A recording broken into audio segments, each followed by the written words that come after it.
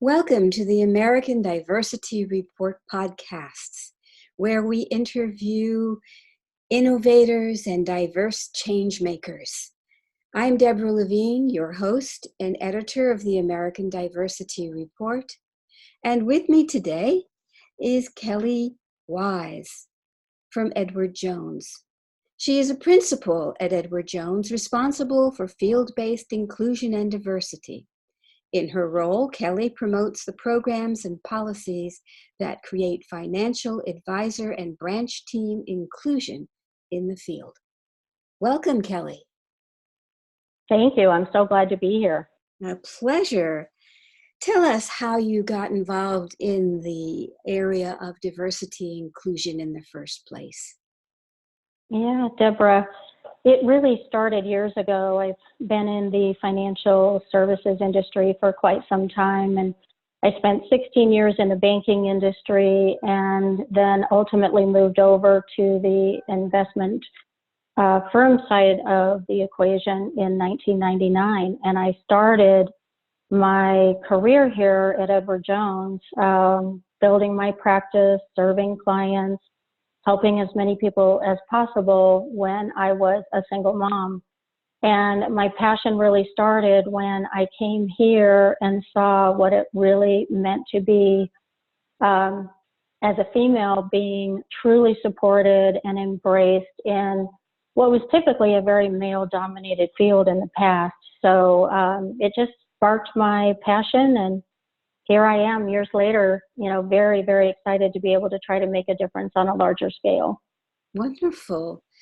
You've spent quite a number of years then working in this area. Yes, definitely. Definitely love it. So tell us, why is it so important to improve inclusion and diversity in the financial services industry? As advisors, our jobs are really to create meaningful differences in the lives of our clients. I mean, I know this firsthand as a former advisor for 18 years. I just absolutely adored my clients. And in order to deliver an incredible client experience, I really feel our industry must better understand the needs of the society in which we, serve. And that means actively seeking out new voices, viewpoints, and perspectives. And at the end of the day, doing so, we can provide clients with choices based on their unique needs and backgrounds by focusing on inclusion and diversity. Excellent. You must have seen quite a bit during the period as an advisor of people wanting your assistance. What did you do for them? It is a very trusted role and a precious relationship to be able to serve clients, to be able to find out what really matters to them. What are they trying to accomplish? What are their goals? What's, creating anxiety for them? Any of those things are all incredibly relevant to what you do as a financial advisor.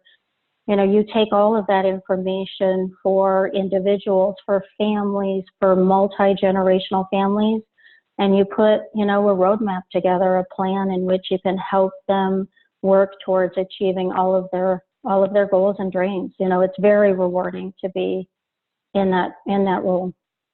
Thank you. I'm sure many people in our audience are delighted to have more information on what an advisor actually does. I bet some of them could use that services as we speak. So tell us, what is Edward Jones' approach to diversity and inclusion?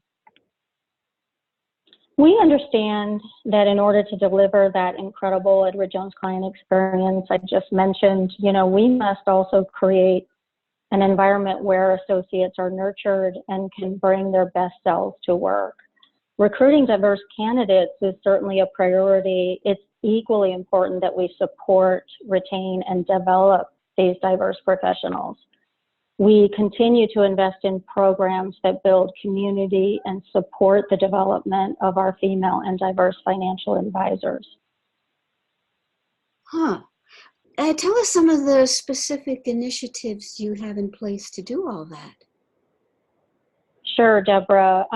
One of them is our Women's Initiative for New Growth Strategies. We That's our acronym is WINGS for that program, and it's designed to further strengthen and advance career trajectories for our women advisors, and our Bridge program, which is similarly designed to accelerate success for our diverse advisors. These programs provide professional impact, opportunities for mentorship and networking, increase client retention, create a sense of belonging within our firm. And when associates are comfortable bringing their best selves to work, we all feel they can bring their best to our clients and the families we're privileged to serve, to be honest. I know that a lot of people feel that there's a lack of women in the financial services industry, and they hope that it will improve. How is this working for Edward Jones? I think we have made tremendous progress. I think that we are, very, very committed to making further progress. We do have a really healthy number of female financial advisors today, but we would like even more.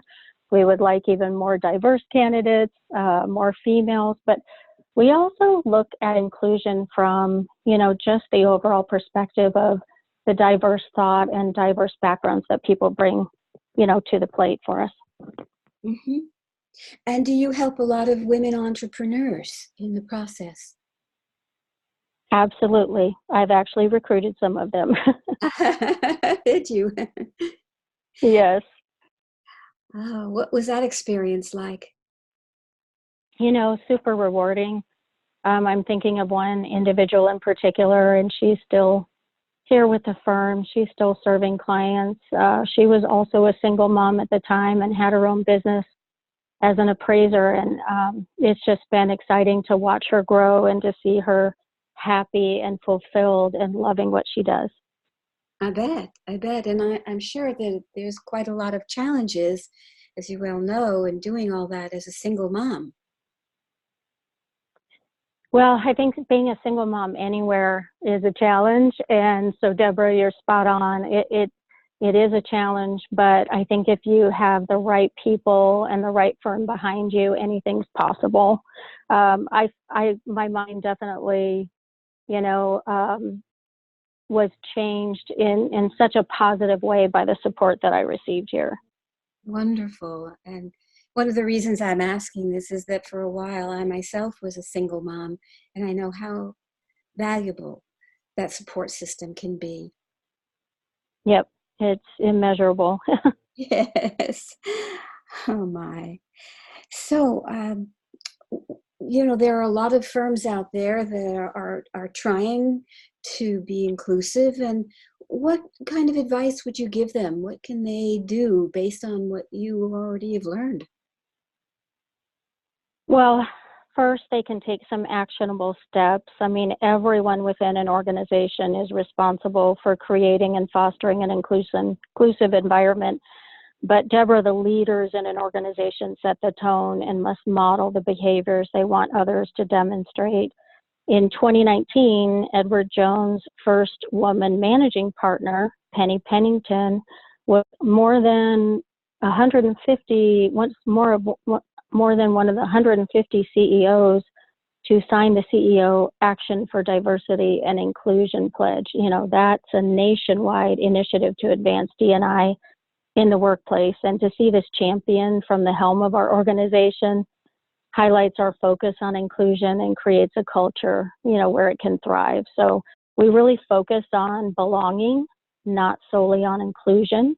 Mm-hmm. Recruiting diverse candidates, as I mentioned before. I mean, it's a priority. It's definitely step one, but it's just as important to support their development and continued growth, to create that true sense of belonging.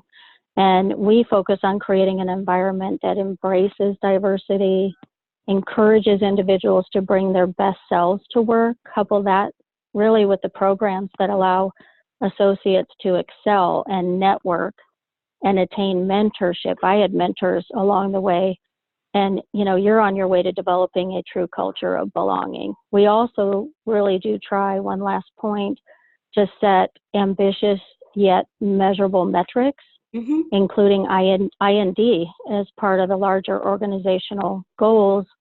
And setting measurable key performance indicators is essential to making progress on these issues. So, for example, a core strategy of our firm is to continue to invest in attracting and developing diverse associates and, leaders, and strengthen the capabilities of all of our associates so that everyone can deliver on the promise we make to our clients. I think this, has really moved us forward with purpose. It's made the firm very intentional about our efforts to improve IND, and it's really allowed us to remain focused on our goal and consistently implement programs that attract, develop, and retain the very best and the diverse talent. So all of our partners have a demonstrating inclusive behaviors as a key responsibility. I have that on my development plan. I have that as a key responsibility. It's something we take very seriously. So as you go and try and recruit a diverse workforce, where do you go and how do you do that?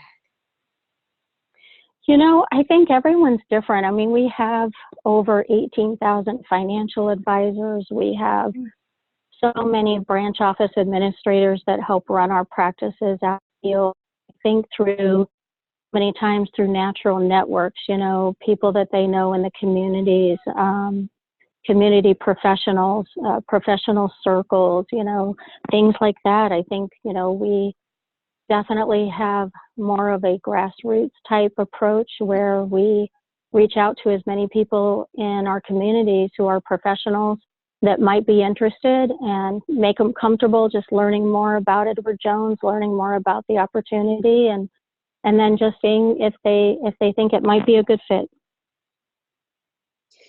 And if there was someone in the community who hadn't been contacted but was interested, how would they go about learning more so that they could apply or just generate a conversation?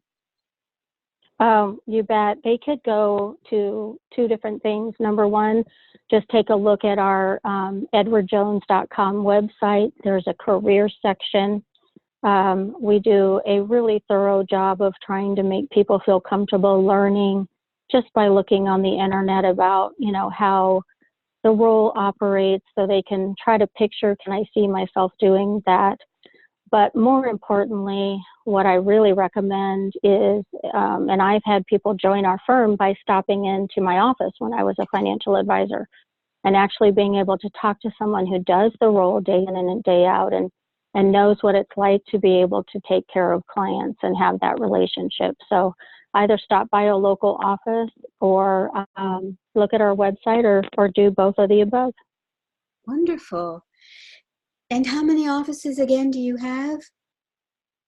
We have over 18,500 financial advisors, both here in the U.S. and in Canada. Okay. One thing that you said that really stirs my imagination was that you have ways to relate that are inclusive, that are sort of, they may even be written down. Is that correct? Yes, we have, one of our key responsibilities for all of our partners of our firm, which are what we call the leaders that are really trying to help drive all of our key initiatives, is demonstrating inclusive behaviors as a key responsibility. So we expect it from everyone from the top all the way down to the associates who are really doing, the tough work, important work of serving our clients, doing that face-to-face, work that is so critical. So it's at all levels of our firm to have that demonstrating inclusive behaviors as a key responsibility for all of us. Can you share with us what some of that inclusive behavior is? I'm very curious. Well, yeah, part of it is, knowing that words matter, how we lead matters. It's not just getting results. We care deeply about our clients. We care deeply about each other. And we foster a culture where our clients come first, our associates matter, and we feel that words matter. So part of it is everything from how we act, how we lead, how we speak, making sure that people are feeling, valued and heard and respected. So we actually try to articulate what inclusive behaviors are as much as possible, and that's just a few as an example. Mm-hmm. Yes. Well, it's very admirable goals, and I appreciate it, and I imagine many other people appreciate these efforts to be inclusive in the interpersonal relationships. And I gather you also have policies, written policies that guide your diversity and inclusion efforts too, yes? Yes, we do, and our HR side of the house helps, to maintain all of those and guide all of those. So it's not my particular area of expertise, but we absolutely have things to make sure that we're doing everything right. Excellent. Well, it sounds like you have a multifaceted program set up for diversity and inclusion, and I wonder if there's anything else you would like to add for our audience about it. I think more than anything, you already had such a great question about, what could people do if they were interested. I think if anyone is interested in having a really comfortable conversation with somebody, whether they're looking to possibly be a client or they're looking to possibly, take on the role as a financial advisor, we would love the opportunity to have them take a closer look at us. We're very easy to talk to, yet we take our work very seriously. So, we're definitely a place where everyone is welcome. Wonderful. And if I were in your area, you would find me on your doorstep Monday morning. Thanks, Deborah. That's great to hear. A pleasure, a pleasure. Thank you so much for coming and sharing your work with us and inspiring people to do the same. And audience, thank you for tuning in once again to the American Diversity Report podcasts. And we look forward to your feedback. Thank you.